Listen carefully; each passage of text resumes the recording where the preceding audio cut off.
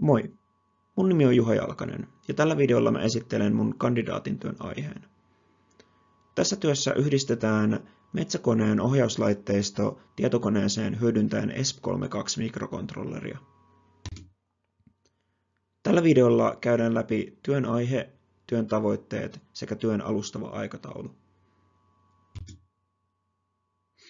Työn aiheena on metsäkoneen ohjauslaitteiston yhdistäminen tietokoneeseen, joka toteutetaan rakentamalla rajapinta ohjauslaitteiston ja tietokoneen välille hyödyntäen ESP32-mikrokontrolleria.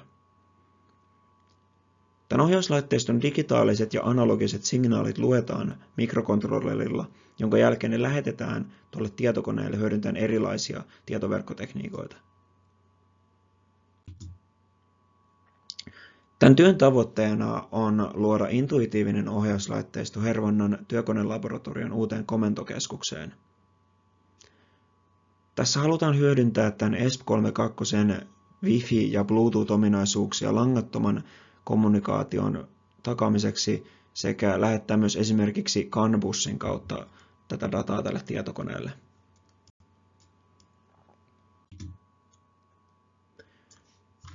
Tämän työn alustava aikataulu näkyy tässä.